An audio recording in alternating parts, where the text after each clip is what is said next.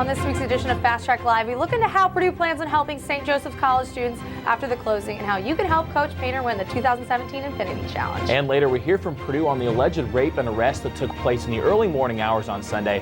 And finally, sports director Tommy Barrett catches us up on last Thursday's men's basketball win in Bloomington. Fast Track Live starts now.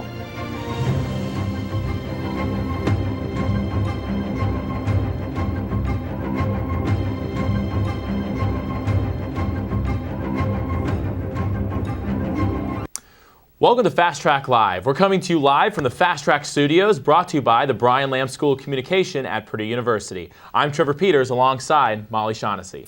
St. Joseph's College recently announced their suspension of all operations for the 2017-2018 school year this past week, which has given Purdue the opportunity to assist St. Joe students still seeking undergraduate degrees with their future plans.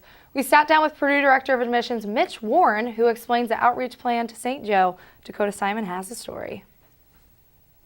I'm here on campus at St. Joseph's College in Rensselaer, Indiana, where recent financial debts have piled up to nearly $100 million, leaving school officials little choice but to suspend classes for the 2017-18 school year. The decision by the Board of Trustees at St. Joe has left many students who are still seeking a degree in a tough situation. We sat down with the head of admissions at Purdue, Mitch Warren, who says Purdue just wants to help these students out. We had a meeting with President Daniel's staff in Hovde to sort of brainstorm what could Purdue do and what could we do pretty quickly to help the students especially. It was very clear early on, Purdue's not doing this to gain the students, and if we don't get anybody, that's fine. But if there are students for whom this is an appropriate place to transfer and they can continue their education here, then we need to be helpful to them.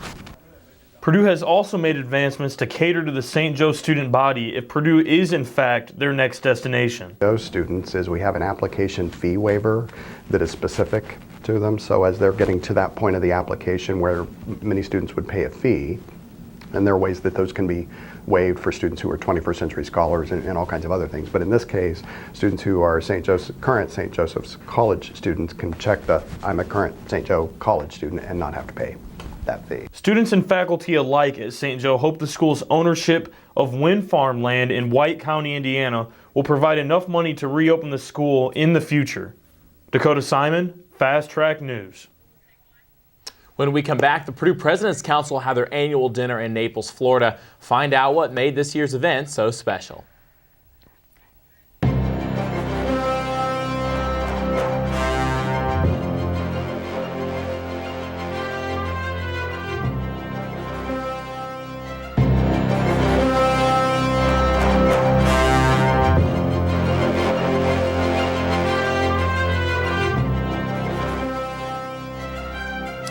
Purdue University police have arrested and charged a Purdue student with alleged sexual assault. Purdue police arrested Donald G. Ward, 19, a sophomore in the College of Engineering on Sunday afternoon. He was taken to the Tippecanoe County Jail and faces preliminary charges of rape. The incident took place in the early morning hours on Sunday in First Street Towers Residence Hall and was reported to the Purdue police at 3:41 p.m. The felony is punishable with 3 to 16 years in prison and a maximum fine of $10,000. We reached out to Purdue, but they were unable to give us a comment. The Purdue's President's Council annual dinner in Naples, Florida took place this past weekend. The annual event helps raise funds for Purdue's Ever True campaign. The Purdue President's Council was created in 1972. Today, the President's Council has 17,000 supporters that helps to create new scholarships, increase faculty support, and fund new programs. The 60th annual Purdue Grand Prix race will be held on April 22nd. The karting race has been held at Purdue University each year since 1958. Students from fraternities, sororities, residence halls, and other student organizations form teams and build a racing kart to compete in the 160-lap race around Purdue University's Grand Prix track. This year, in honor of Purdue's Grand Prix 60th anniversary, 2 alumni races will be held, where Grand Prix alumni can return their race race their original karts once again. Purdue Grand Prix co-director of sales Brandon Brunt says they hope that this milestone year will bring more people to the race. We've sold about 2,500 to 3,000 tickets. Obviously, we're looking to increase that every year. Tickets will go on sale April 1st. In addition to tickets, we'll have a lot of different merchandise available, and all of that can be found at our office, Stewart G2, in addition to various places around campus in the 2 to 3 weeks leading up to the race. are encouraged to apply for a Purdue startup competition called the Boiler Business Competition. Student entrepreneurs have the potential to split $15,000 in prizes for an 8-week competition. Applications are due at 11:59 p.m. on February 20th, and the competition begins March 1st. Teams must include a current Purdue University student. Now with Sheena for the weather. Sheena, are things starting to heat up? Unfortunately, things are somewhat heating up. Right now we're seeing mild temperatures, but later on in this week we will start seeing warmer temperatures, which is a great thing. Today we are seeing a high around 49 and a low around 33. And then Tuesday, Valentine's Day, we'll see a high around 49 and a low around 37. Carrying on into the rest of the week, we see that temperatures do drop on Wednesday, a low around 36, and there's a small chance of flurries on that day, but nothing to worry about. And then carrying on into the weekend, temperatures do start to rise into the lower 50s at first, and then Sunday we're expected to see around 60. As we go ahead and look at our surface map, we can see that Tuesday night we'll have this high pressure system over here to the east. That'll continue over to the east. We will have a few clouds throughout the night on Tuesday, but again, Wednesday, clear skies again. And then as we continue for our 3-day forecast, again, 46 as a high on Monday, a low around 31 tonight, and Tuesday we'll see a high around 49.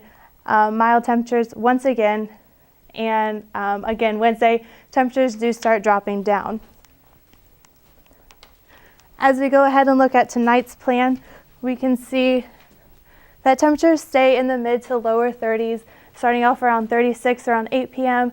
and then around 33 tonight at noon or at midnight, and then continuing to stay around 33 early into the early morning on Tuesday.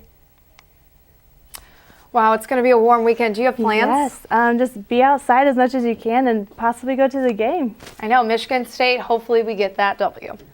Several student organizations are looking to spice up your Valentine's Day and make it a special one. Alpha Omega Crown Pie is selling roses at $2 each to support their local philanthropy, the Juvenile Arthritis Foundation. They'll be outside Class of 50 Lecture Hall and in the Union from noon to 5 p.m. tomorrow.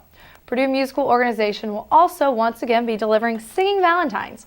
For $30, students will deliver a song, rose, cookie, and a card to students or community members. For more information, visit their website at purdue.edu/PML. The 2017 Infinity Coaches Challenge for the charity is on its 7th year. Our own Matt Painter is in the lead. The winner receives $100,000 for charity, and each team receives $1,000 for participating.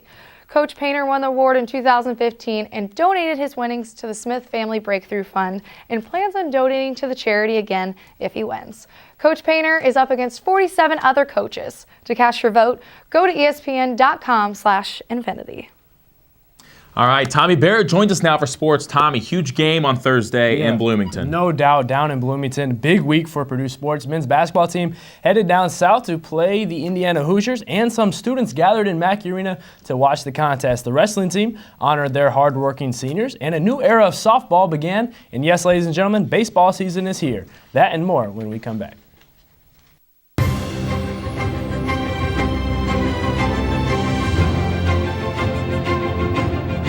Finally time, fans. Baseball season has arrived. Pitchers and catchers report today for spring training throughout the country. The Chicago Cubs are coming off one of the most memorable years in sports history, and for the first time since 1908. In 108 years, they look to defend their World Series title. Teams to look out for this year to battle the Cubs in 2017-18, the Boston Red Sox, who are favored to take the AL East crown, and the Texas Rangers, who are coming off another solid year last year. Now to West Lafayette. The Purdue Boilermakers, their baseball team, starts this week in San Marcos, Texas on the 17th, and they are set to play a 4-game series with Texas State. Under head coach in his first year, Mark Wasikowski, the Boilermakers looking to improve on their last year's record of 10-44. The Boilermakers softball team headed out west to Tempe, Arizona to play 5 games in 3 days. First-year head coach Boo de Oliveira earned her first career win as head coach, defeating St. Mary's on Sunday with a score of 6-1. The Boilermakers head to UNC Chapel Hill this weekend to play 4 games, 2 against Louisville and 2 against the Tar Heels. Now to wrestling. Friday was a very special day for the Purdue wrestling team. Senior night in Holloway Gymnasium, where the Purdue Boilermakers fell to the 18th-ranked Wisconsin Badgers. Now let's take you to the mats. 7 seniors were honored for their hard work and dedication Friday, but the story had to be from redshirt junior from Newburgh, Indiana, Luke Welch. Welch defeated Eli Stickley in a 7-5 decision that occurred during sudden victory. Purdue Boilermakers fell, however, 22-12 in the match, moving them to 8-7 on the year in dual matches and 3-6 in Big Ten Conference play. Now let's take you to the hardwood. The 16th ranked men's basketball team is coming off of their biggest game of the season. Anytime Purdue and IU square off, no matter the sport, it has big implications, and Thursday was no different. Let's take you to Bloomington. This one was close wire to wire as we pick it up here in the second half with Biggie Swanigan nailing the step-back jumper. Swanigan would pick up his country-leading 21st double-double on the evening. Although the Hoosiers weren't going to go down without a fight, James Blackman, who missed 4 games prior, knocks down a 3. And here we are with Carson Edwards missing, but Vincent Edwards there to make the putback, and the Boilermakers took the lead. Now the Boilermakers are up 2 in crunch time, and here we go. National Player of the Year candidate Biggie Swanigan making the and one play, and the Boilermakers go up 5. This is where the controversy is, guys. Thomas Bryant headed to the line. No, he's not. It's going to be a double foul. Thomas Bryant wanted the block. Caleb Swanigan wanted the charge. They couldn't agree, so they called a double foul. So both players fouled out, and the Boilermakers, though, however, go on to win 69-64 over the team down south. Now for the fans who could not attend the game in Bloomington, Purdue Athletics decided to host a watch party inside Mackey Arena. Students packed inside for free pizza and an atmosphere familiar to fans who spend a lot of time watching their Boilermakers. After last year's success, Purdue Athletics decided to host another watch party for the Purdue fans to see the Boilermakers take on their southern rivals. Last year was the first year that we did the watch party, so we thought what a better night to do it than the away IU game. And then it was really just planning with students, trying to get students here and making sure that we have everything we need. So we ordered a ton of pizza. It's National Pizza Day, so we've got 250 pizzas in today to feed. We're hoping for 1,000 students or more. So that's the idea, is to try and get people a great place to watch the game, a great safe place on campus, that especially for underclassmen who may not have a bar to go to. Fun and pizza aside, Purdue fans knew that the Hoosiers wouldn't go down without a fight. They're a good team. If they get in transition, they'll be good, but they have a lot of injuries right now with OG Anunoby and Blackman coming back. So if we can stop their transition and limit their threes and they're in the crowd, I think we'll come out with a W. So much more than just an ordinary game, this rivalry is something special for everyone. Oh man, I love this stuff. It's my 3rd year here, so I love watching Purdue IU, and I can't wait till they come and we play them here. It'll be fun. The instant that I got on campus, you could feel it. The first Purdue IU basketball game that we had, I was blown away. You can't hear the person standing next to you, and that's amazing. That kind of rivalry and atmosphere doesn't happen if there's nothing there. It's ingrained in me. We all, our staff, all week has been excited about this. So we're really excited about the game, and it's something special to be a part of for sure. Connor Hoke, Fast Track Sports. 250 pizzas, Trevor. That is a whole lot of pizza. That's a lot of pizza, man. I could go for some sausage pizza right now. I'm pretty hungry. I don't know about you. But I tell you what, the Purdue Rube Goldberg team is gearing up for their yearly competition. Hear from what the team is doing and what they're doing coming up next.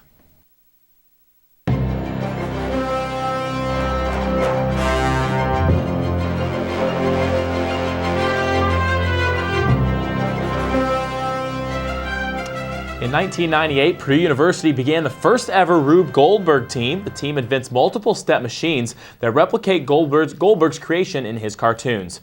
Purdue is regionally and nationally ranked, and in just 1 week, they're ready to bring home another win. Fast Track reporter Sarah Cohen got a sneak peek at this year's machine. 19 years ago, the Purdue Society of Professional Engineers started the Rube Goldberg team on Purdue's campus.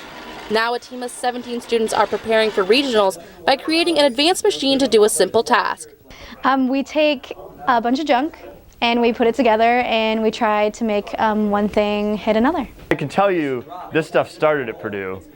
So, if you're looking for the OG Rube Goldberg school, I mean, there's no place where you can walk in and, say, what do you want to work on? Well, maybe I just want to make something that chucks a Frisbee.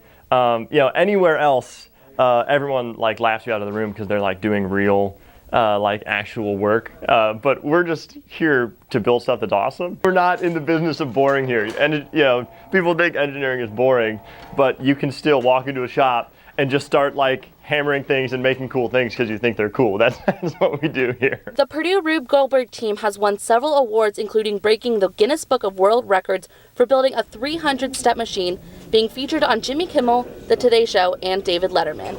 So, I mean, in the past years, we've been pretty successful, which is really great for us. We're just trying to focus on this year and see where we can go from here because we're really competitive and love to compete. But this year, we hope to do well. We find cool ways to put it all together.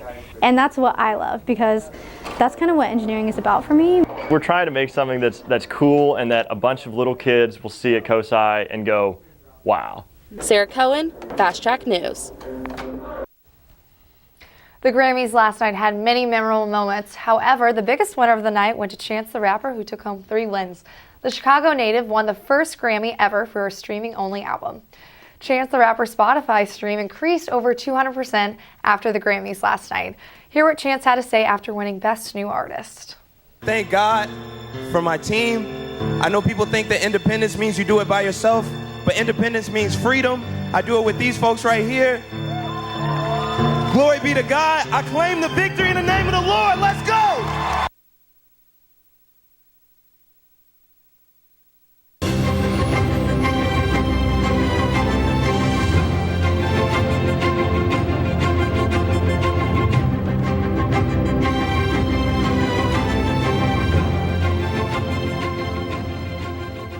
All right, one last look at our weather. As we go ahead and look at current conditions tonight, we're going to see that up in Warsaw, we're going to have a low around 30, and then in Fort Wayne, 28. Down south in Indy, a low around 31 tonight. In our area as well, 31, and over in Champaign. And then in Rensselaer, we're going to see a low around 30. And then carrying on tomorrow, we're going to see highs.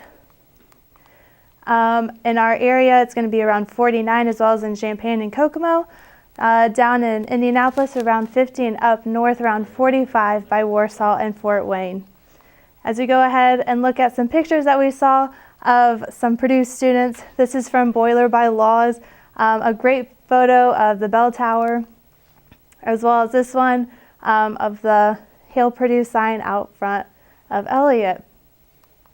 And then as we go on to look at our weekend forecast, we can see things start to warm up, clear skies, temperatures in the mid-50s and then 60s on Sunday. That's all I have for your weather. That's a wrap for this week's edition of Fast Track Live. I'm Molly Shaughnessy. And I'm Trevor Peters. For more up-to-date info on Purdue weather, sports, and more, make sure to follow us on Facebook and Twitter throughout the week. We hope to see you next Monday. Have a great night.